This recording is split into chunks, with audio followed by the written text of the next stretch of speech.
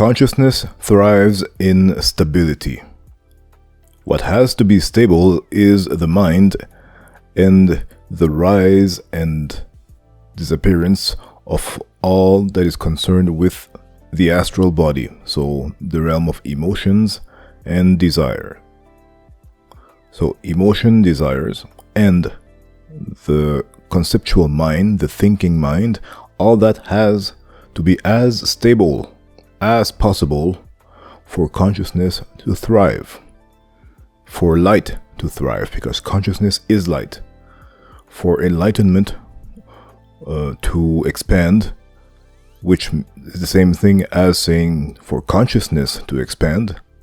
So for consciousness to thrive, the mental body and the emotional or astral body together forming the psyche have to be stable as possible.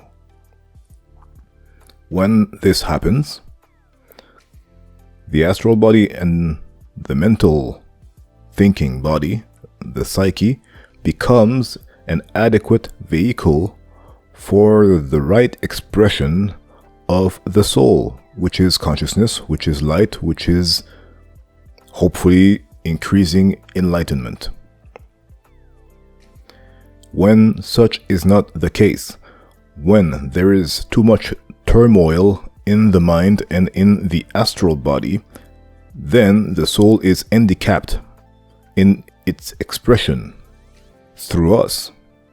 The soul, pure consciousness, or the nature of consciousness, which is our higher self or true self, when it cannot express itself consciously or properly or adequately through our astral and mental bodies, then this aspect of ourselves, which is our higher self, our soul, has to take a step back. And then the soul stays in its own dimension and just waits, basically, for its incarnation to become more responsive. You know, human incarnation has, well, one of its purpose is really to become developed enough and also stable enough and strong enough and, in a sense, purified enough to be a perfect vehicle for the energies that come from the higher planes, meaning the planes of the soul and beyond. But until this is achieved, or until this starts to become gradually more possible, consciousness in incarnation, instead of being a vehicle for soul expression, it just remains incarnation after incarnation after incarnation, a vehicle for the expression of other forces, not the soul, not light, not your higher self, and therefore not wisdom, not truth, but it remains the vehicle for the expression of other forces, other authorities, earthly authorities, psychical or astral authorities of all kinds. In the past, such authorities were called gods, so various gods from various traditions all over the world, various gods, various sometimes demons, various kinds of, psychical forces that have nothing to do with the nature of the soul. It's not a coincidence that in the past, all kinds of people from all around the world have been worshipping all kinds of various gods, which are pretty much forgotten or have become largely irrelevant today. Not all of them, but many of them, because human consciousness has shifted away from such authorities. We are no longer, well, for the most part, we are no longer under the rule of such sometimes primitive gods. Of course, many in the world still worship such gods, or there is perhaps what we could call a resurgence of magical practice, witchcraft, modern witchcraft, And the problem with this is, depending on what kind of magic people are practicing, especially the practitioners of black magic, even though you may claim that it's not evil, and it's not necessarily evil per se, but still, even though you may claim it's not something bad to do, the truth is, if you worship entities that aren't spiritual in nature, that are of the astral type, that are of the lower type, if you are invocating demons, for example, they may give you stuff that you like. They may help you get or achieve or reach some kind of material or psychological goals, but these entities do not favor the soul. They favor the mortal aspect of yourself, the impermanent aspect of yourself. They boost some aspect of your mortal self. They do not boost anything that has to do with your eternal soul. They will give you something that pleases you or something that you want to achieve physically, astrally, or mentally, and nothing beyond that. Because they can't. They have nothing else than that. Their consciousness is of another type. It's not like a human consciousness. These beings have no light. They have none of the light that is the nature of our soul as humans. So, they can't really help you with what's really important. They can only help you with what's passing. They can only help you with what's impermanent. And whether you like it or not, you're kind of building for yourself a more solid golden prison, perhaps, if you feel that these demons are very much helping you. You are building for yourself a more solid, more difficult to break, harder to break, perhaps golden prison, which is going to turn eventually into a very, very painful place to be stuck in, because it's not going to stay golden forever, all things being impermanent by nature and changing. So, practitioners of magic, my suggestion is study magic if you want, and even invoke entities if you want, but choose them carefully, very carefully. Make sure that these entities favor the soul aspect, the pure consciousness aspect, and of those, if you look at most grimoires, most magical books, I don't think there are that many that invoke entities that have to do with soul reality and above. I don't think there are that many. In a general sense, I think angels are of that category.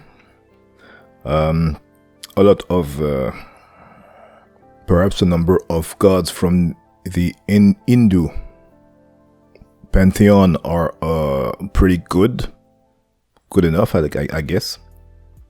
You might find interesting things to practice, perhaps from the Neoplatonic tradition, and there might be more. So I guess there are quite a few, after all, but it remains that these things are pretty much ancient still. So there might be something better to do than to invoke. So getting back to what was the subject of this video, the main source of instability, perhaps nowadays, the main source of instability in the astral body, making it an inadequate vehicle for the right expression of soul reality or truth. Perhaps one of the main source of instability is, emotional dating life, your love life. Then we got perhaps all the bickering and arguing about religion, about politics, about social issues, about all kinds of things a lot of people don't agree on. There is very little to be gained from emotional arguing. If you can't debate a point without falling into emotional stuff, emotional attitudes, if you can debate a subject without sticking to simply the quality of the facts presented in the arguments, the quality of the arguments of the logic, if it gets emotional, preferable to not get into debates about anything at all. The instability of the astral body is a very big problem for anyone who tries to expand one's consciousness beyond the personal aspect of the astral and mental bodies. If soul consciousness, which basically means enlightenment, if this is a goal that you may cultivate as far as spiritual practice, then arguing with emotional people or becoming yourself too emotional if you argue whatever with anybody, you might want to stay away from that.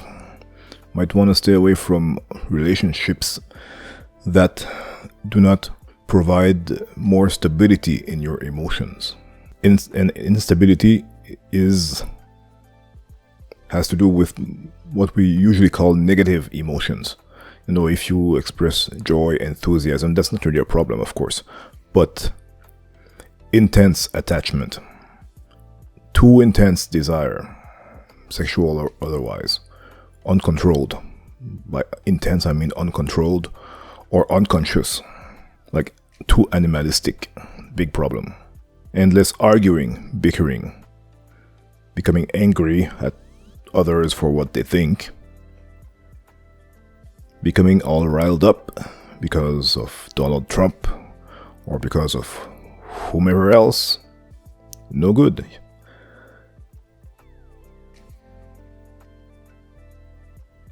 There is nothing in this world that is worth getting all riled up on, because becoming too unstable mentally, emotionally is always going to be a problem for pure consciousness, who in a sense does not like this kind of instability and cannot express itself through,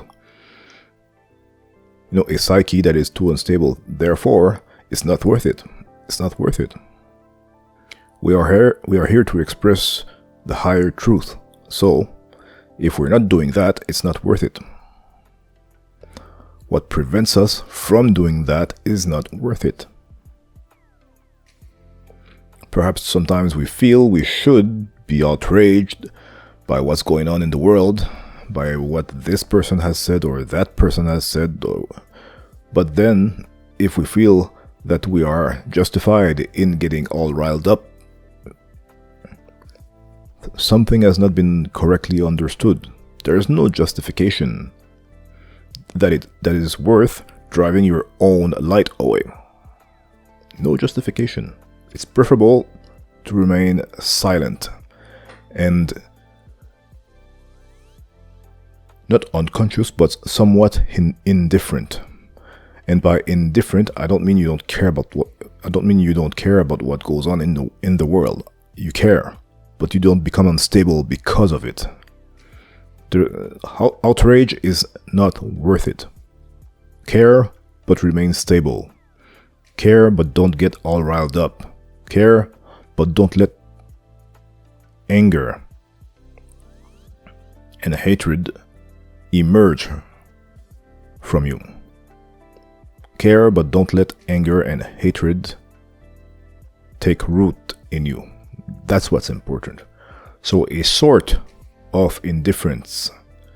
Okay, indifference may not be the exact right word here, but a sort of indifference should be cultivated.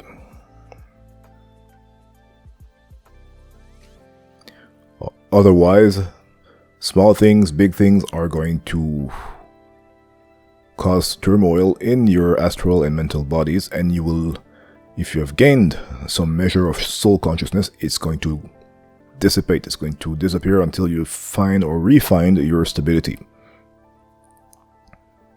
If you have not, you'll just take a few steps away from this future achievement in consciousness. That's how it works.